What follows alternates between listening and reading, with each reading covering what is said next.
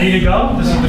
This is the quick and easy version of everything that we've done. So what we'll do is we'll give everybody a few seconds to transition. So when you've had your 90 seconds, I'll reset my clock. We'll have a couple of seconds so that we can kind of change mental gears and be prepared to hear the next topic. We'll let each of the 6 of you present. And then when we get wrapped up, I'll probably just jot a little note or two. So if I have any comments or anything, I can at least make a little bit of a comment back for each one of you.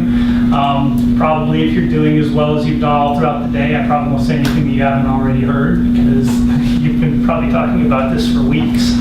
So this is new for me, but it's not new for you. All right, so let's see our order. Who's number 1? Who's number 1?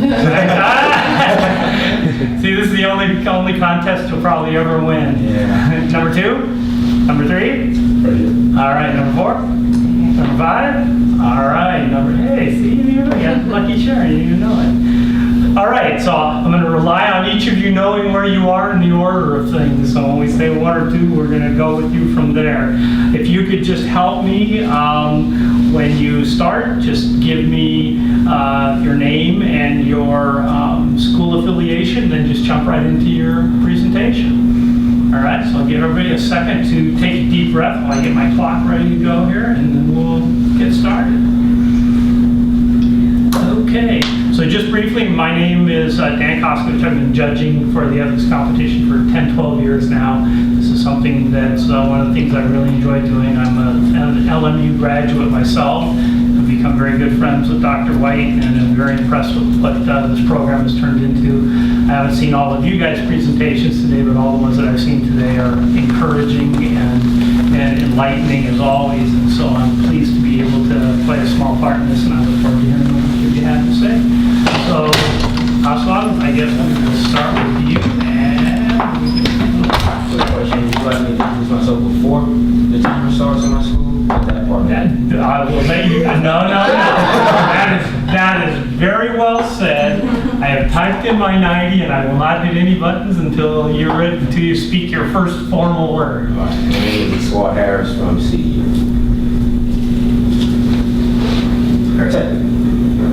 Tech Metals is a mineral company, it's a mining company out of British Columbia, Canada.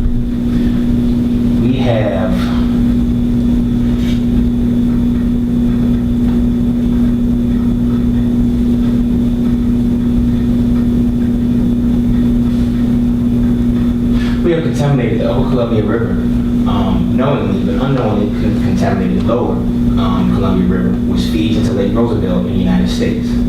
Lake Roosevelt is a major supplier of food, water, as well as resources in the region. Due to our negligence, we were taken to court in the United States and actually lost, and were forced to pay $2.8 billion in fines, fees, and impact studies. The ethical concern here is that it took us more than 2 decades to accept responsibility. Once we accepted responsibility, our new management team implemented a 3-tier process implementation plan. That implementation plan revolved around 1, making sure that we're more proactive than reactive in terms of environmental matters. 2, making sure that we are part of a collective action group so that we can set industry standards, and 3, make sure that we partner with the community so that we can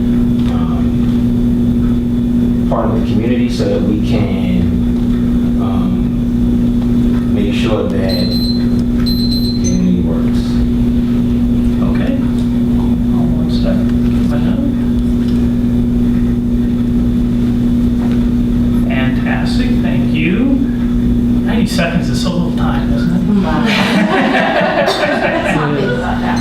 Exactly right. So that's why that was not a good comment. All right, number 2. Number 2, my name is Pantia Mohajer, and I'm from the Palmer Ross School of Business at UC Irvine. So we at Mattel, while we have perfected creating the future of play, and in doing so, we basically become the leading company in toy manufacturing and production and distribution in the world.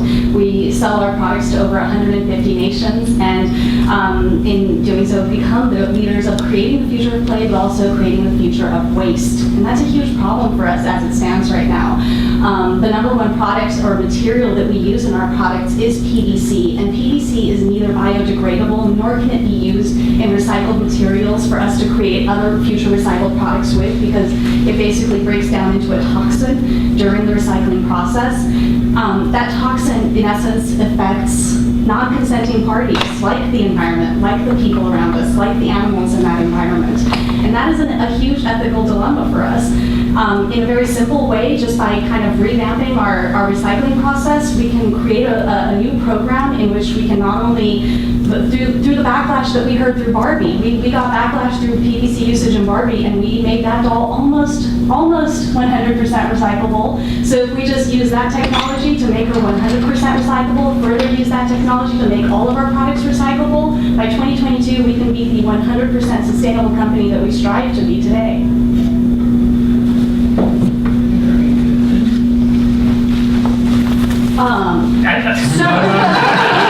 No, I was just pointing out how efficiently that was accomplished. Fantastic, thank you very much. Number 3. Here we go. Use in diversity policy. All right. Ladies and gentlemen, I think there are issues at stake here that go beyond the legal and financial norms. Companies today are evaluated not just in terms of economic performance, but on how they conduct themselves. More and more, people care about ethics. And reality is, our advertisements have been giving the wrong impressions to our customers about how we treat our chicken. Our advertisements show chicken roaming freely in green grass, happily frolicking. In fact, our farmers keep the chicken in densely packed barns. Fact is, our customers put a lot of trust in large enterprises, and that trust has been abused. Not only were our customers misled about the nature of our product, our ads prevented them from following the moral principles, undermining their very efforts to make an informed ethical choice. Plenty of studies have shown that our customers seek to influence the way we treat our chicken by making their product choices. By describing the wrong situation, our ads have prevented our customers from following their ethical beliefs. Moreover, I think our customers might be right. I'd like you to consider whether we really want to be the kind of company that crams 18 chickens per square meter, resulting in immense psychological damage to the animals, sometimes even chicken cannibalism. It is clear to me that the general public is against large enterprises in this case. We ought to recognize that there are ethical problems with how we treat and how we advertise our chicken, and we ought to change that. Very good, thank you.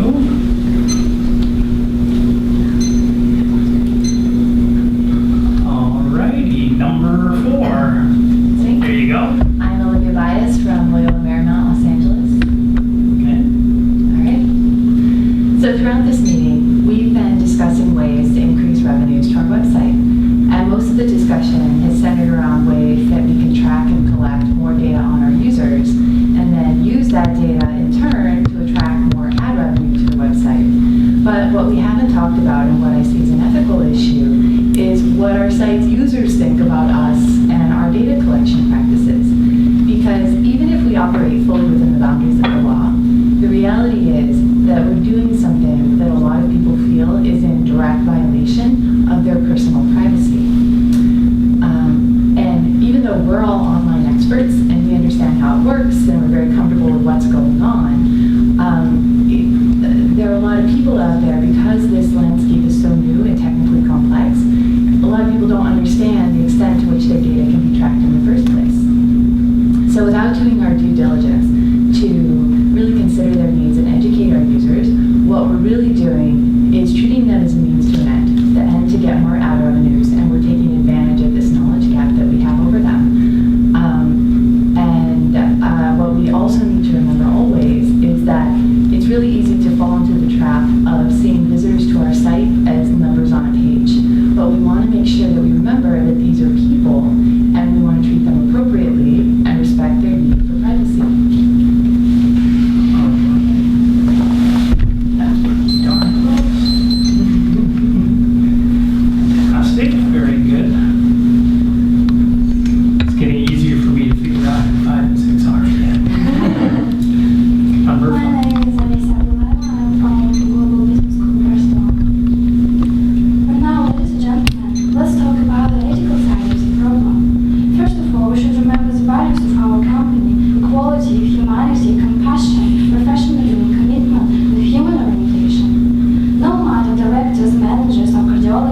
all are doctors first of all, and we should comply with our ethical standards. Look at those families. Their children are ill. They're facing financial problems, so they cannot afford to buy the essential medical treatment. But what is even more important, from my point of view, that those families do not feel that they are needed by the society. They think that nobody cares because nobody takes responsibility. Doesn't it create a big potential threat for security of the whole society where somebody feels ignored and forgotten? I know what you're thinking about. You're thinking that we do not do anything that would cause harm. But sometimes doing nothing causes harm, doesn't it? I think we should stay committed, we should stay professional, and we should take responsibility for those families.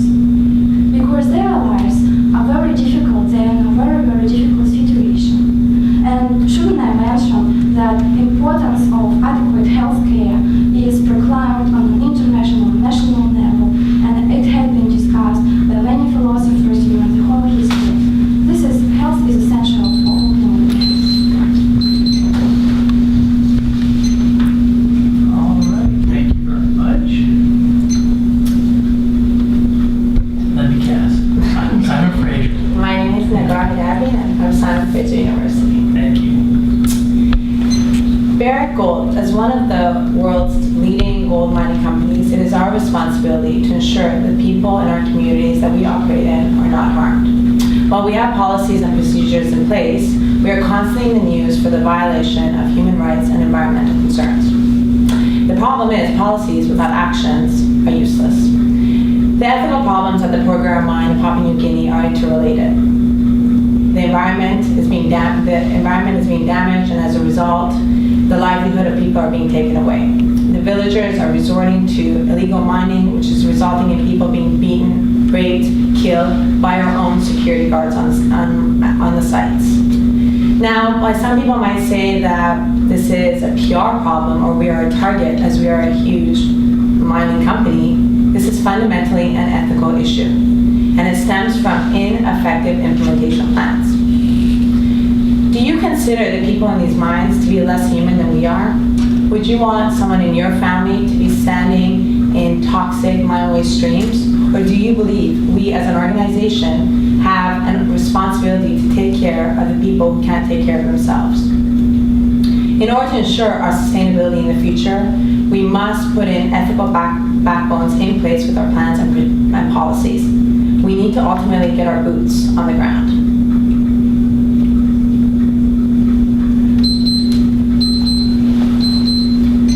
Very good. First of all, I think if everyone in the audience,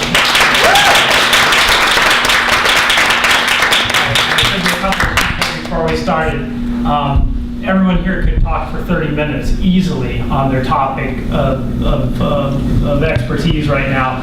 90 seconds is an incredibly challenging thing. We also threw a couple of extra curveballs at you. We laid things out a little different. We switched the order of things around, and I thought everybody did a phenomenal job in the format. There's clearly a reason that each of your teams picked you to come and do this portion of the presentation.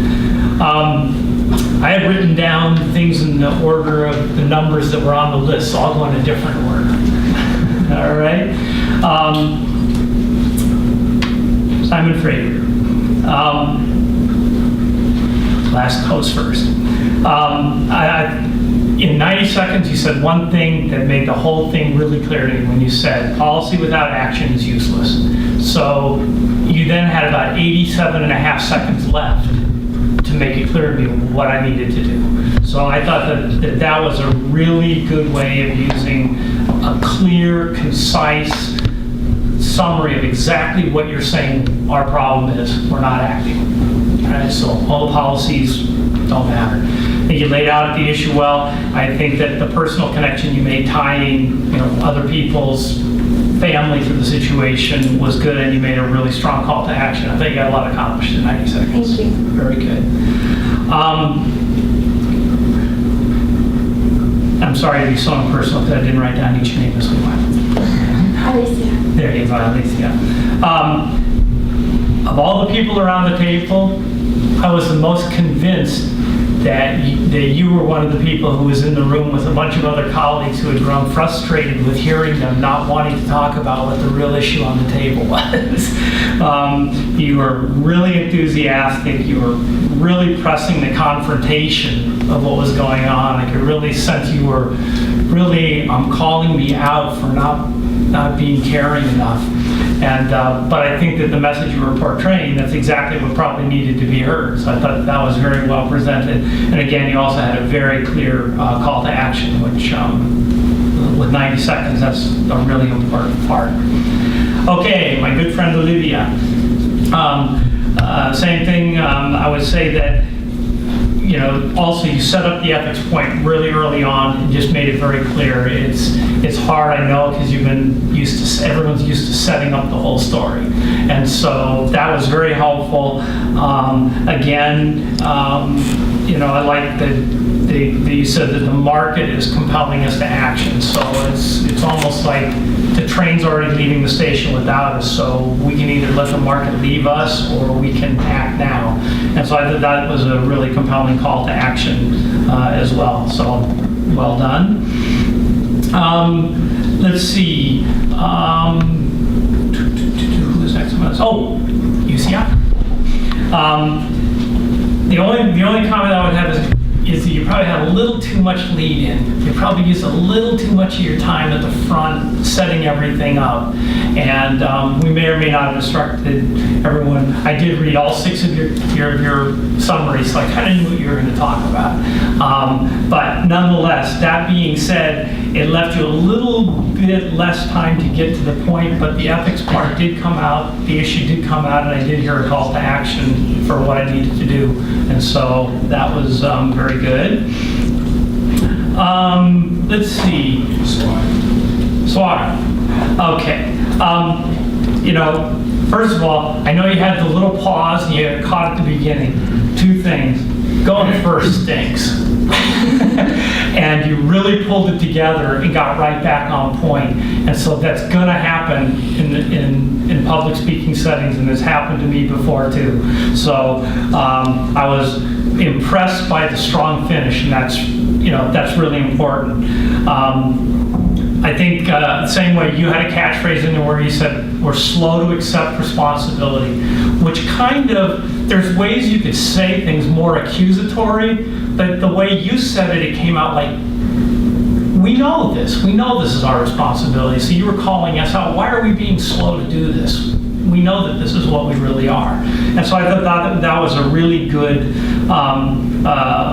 phrase to catch the ethical concepts that you were doing. And the blind clocking going first made it really hard to know exactly when 90 seconds was coming. So I don't think anybody around the table would have wanted to voluntarily trade numbers that you were drawn. So I give you great credit for doing a good job going for this.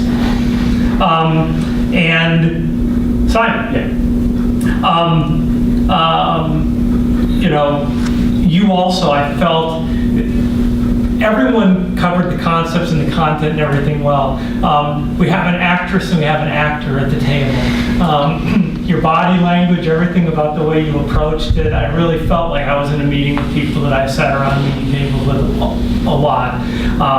You laid the ethics out well. You compellingly confronted us without being aggressive, but I think that was very good, and also you gave us a real clear call to action. And so I think that they've given me a really difficult job of trying to figure out where I'm going to go from here. I would say I enjoyed hearing all 6 of the presentations, and I, for one, wouldn't want to have had to draw a number out and give a 90-second speech today.